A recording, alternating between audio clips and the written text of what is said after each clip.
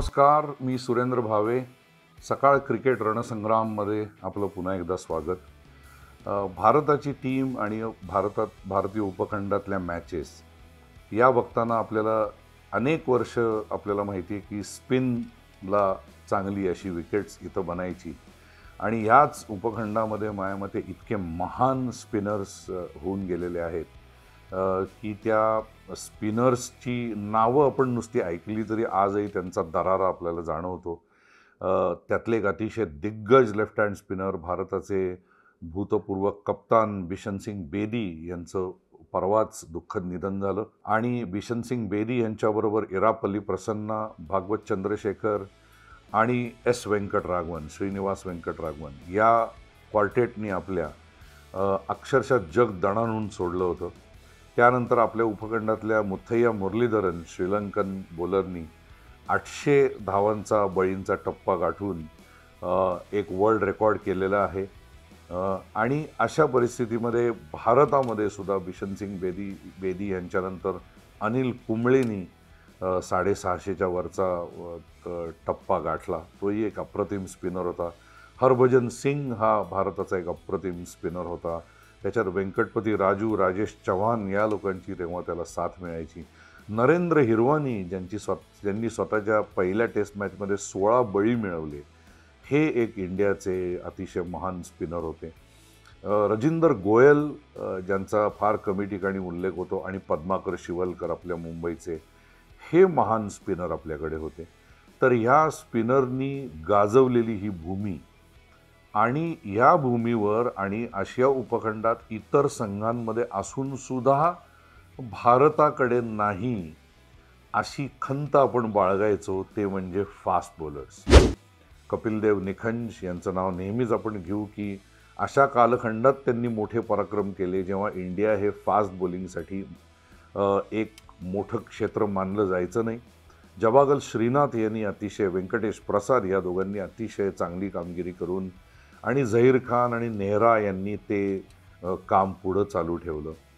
पण आता सध्या आपण बघितलं तर भारतीय संघामध्ये असलेले 5, 6 किंवा 7 शेवटच्या 20 असलेले आणि त्या 20च्या बाहेर जवळजवळ 10 ते 12 टॅलेंटेड फास्ट बॉलर आज आपल्याला इंडियन क्रिकेटची शोभा वाढवताना दिसतात.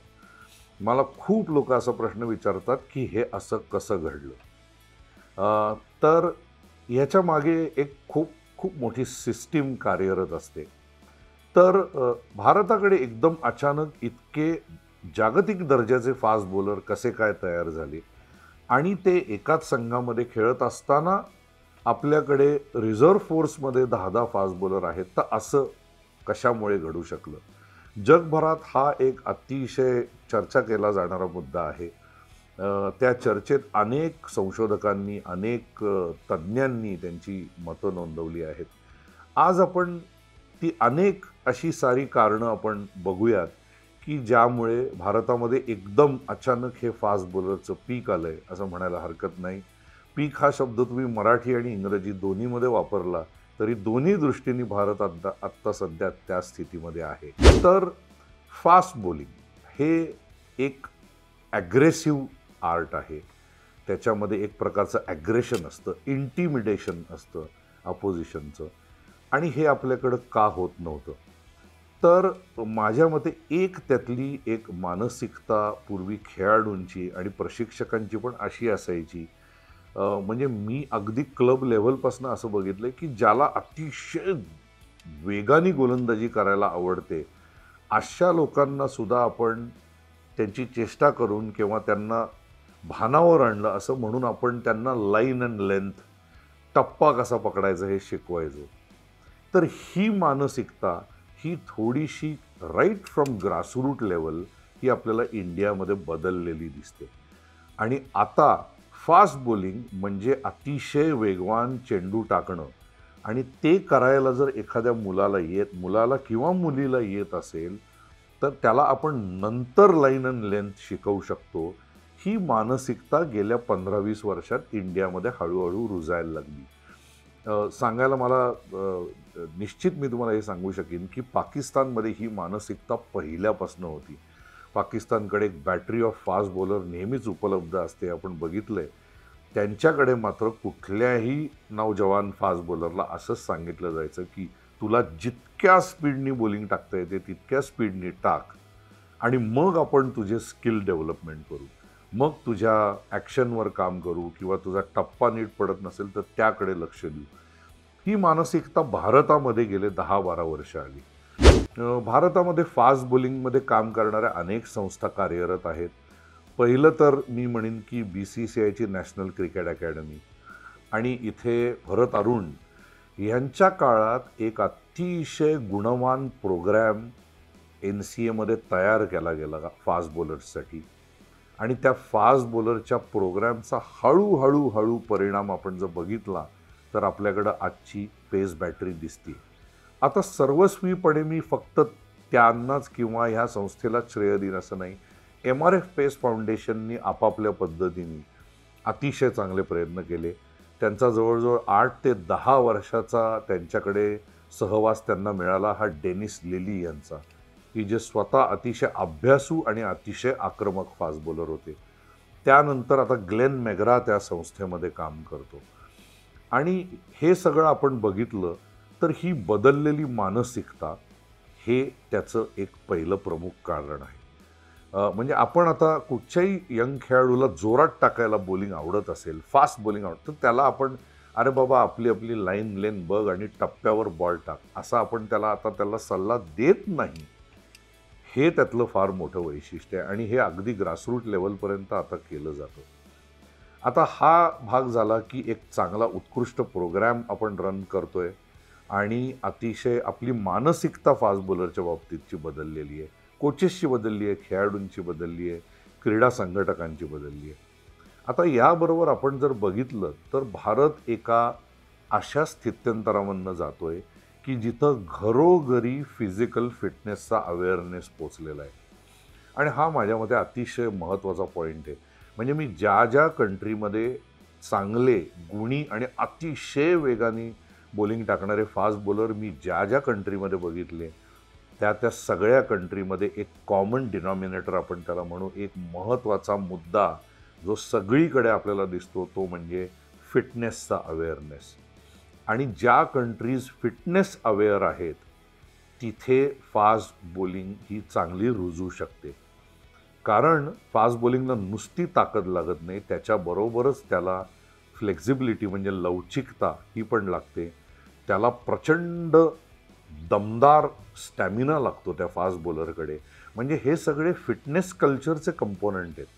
तर हे जेव्हा भारतीय क्रिकेटमध्ये रुजले आणि भारतीय समाजाने जेव्हा आपल्याला अजून फिट व्हायला लागणारे हे जेव्हा ॲक्सेप्ट केलं, त्या ट्रान्झिशन पिरियडमध्ये आपल्याला असं लक्षात आलं की फास्ट बॉलरला पोषक पर्यावरण भारतामध्ये तयार झालेलं आहे.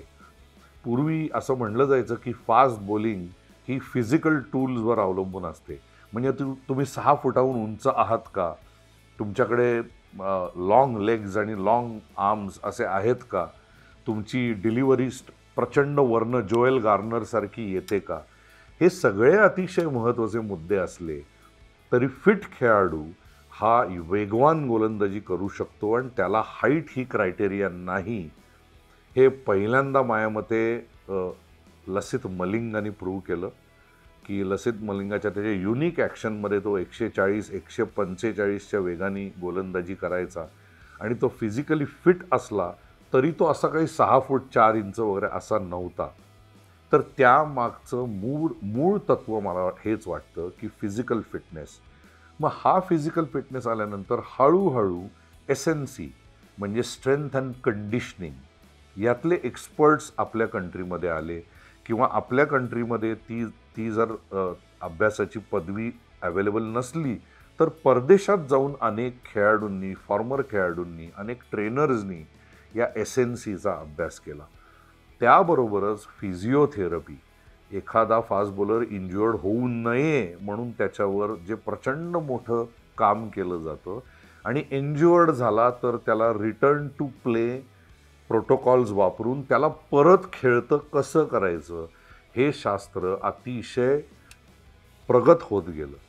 आणि हे प्रगत होत गेल्यानंतर अजून एका पोषक तत्वाची त्या ह्याच्या मिक्समध्ये एक भर पडली की फिजिकल फिटनेस, मानसिकता बदललेली, स्ट्रेंथ अँड कंडिशनिंगचा अतिशय चांगलं ज्ञान, फिजिओथेरपीचं अतिशय चांगलं ज्ञान आणि त्याला जोडून बायोमेकॅनिक्स याचा शास्त्रज्ञ जे अभ्यास करतात त्या अभ्यासावर आधारित कोचिंग करणाऱ्या कोचेसची संख्यासुद्धा वाढली.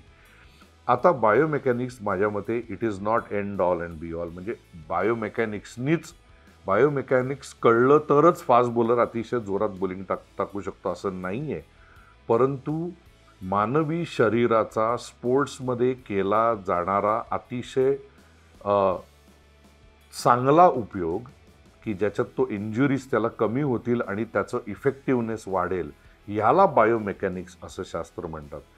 तर ह्या शास्त्राचा जेव्हा फास्ट बॉलिंगच्या कोचिंगमध्ये उपयोग व्हायला लागला तेव्हा अनेक बॉलर्स आपल्याला त्याचा अभ्यास करून त्या पद्धतीने मेहनत करून वर येताना दिसले. आता अतिशय पूर्वीपासून इंडियामध्ये संघामध्ये एखाद दोन फास्ट बॉलर हे 140च्या आसपास असायचे. आता अशी परिस्थिती झाली आहे की 140च्या वर आणि 140 किलोमीटर्स पर आवरनी टाकणारे आज भारतामध्ये जवळजवळ 20 गोलंदाज आपल्याकडे उपलब्ध आहेत.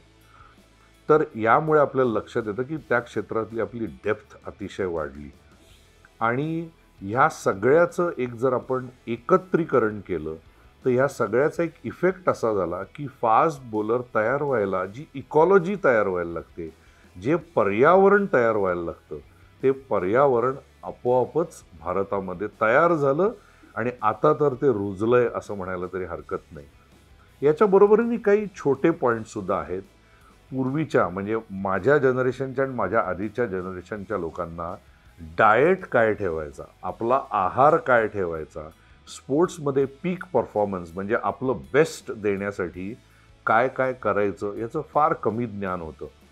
ते ज्ञान जसं ह्या कंट्रीमध्ये आलं तसं फास्ट बॉलिंग ज्या मसलच्या स्ट्रेंथवर केली जाते त्या मसल्सला अतिशय स्ट्रॉंग कसं बनवलं जातं, त्यांना डे टू डे आहारामध्ये बदल करून कसं आपल्याला स्ट्रॉंग ठेवता येतं.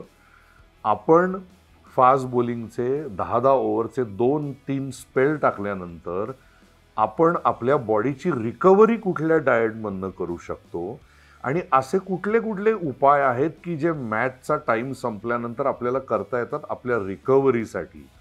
या सगळ्याचा एकत्रित उपयोग केल्यामुळे आज भारताकडे ही अतिशय टॅलेंटेड, अतिशय गुणवान फास्ट बॉलरची एक फळी उभी आहे.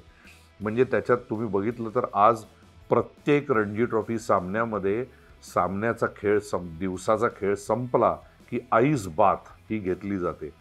म्हणजे एक हौद किंवा एक ड्रम असतो, त्याच्यात एका विशिष्ट प्रमाणात बर्फ भरून आणि विशिष्ट प्रमाणात पाणी भरून त्याच्यात तो खेळाडू उभा केला जातो. तो खेळाडू त्याच्यात एक डुबकी मारतो. त्याला काही विशिष्ट टायमिंग्ज असतात. यामुळे त्या खेळाडूची अतिशय फास्ट रिकव्हरी होते. आता फिजिओथेरपी हे शास्त्र इतकं प्रगल्भ झालं आहे की एखाद्या फास्ट बॉलरचं इंजुरी प्रिव्हेन्शनचं काम चालू असताना त्याचा एखादा पार्ट, एखादा स्नायू घट्ट झालेला आहे किंवा स्टिफ झालेला आहे, ते त्याच्या रेंज ऑफ मूवमेंट म्हणजे तो किती तो स्नायू आपल्याला पुश करता येतोय त्यावरनं ठरतं. त्यावरनं आज फिजिओथेरपिस्ट खेळाडूंना असाही सल्ला देताना दिसतात की एक मॅच मिस केलीस तर तुला मोठी इंजुरी होणार नाही किंवा 2 मॅच आराम केलास तर तू मोठ्या इंजुरीपासून लांब राहू शकतोस. म्हणजे आज हे शास्त्र किती प्रगल्भ झालेलं आहे हे मला आपल्या श्रोत्यांना आणि प्रेक्षकांना सांगायचं आहे की या प्रगल्भ शास्त्राचा, बदललेल्या मानसिकतेचा, बदललेल्या व्यायाम प्रकारांचा, बदललेल्या आहाराचा, बदललेल्या पर्यावरणाचा हा एक परिणाम म्हणून आज आपल्याला भारताकडे इतके फास्ट बॉलर्स एकत्रपणे छान खेळताना दिसतात.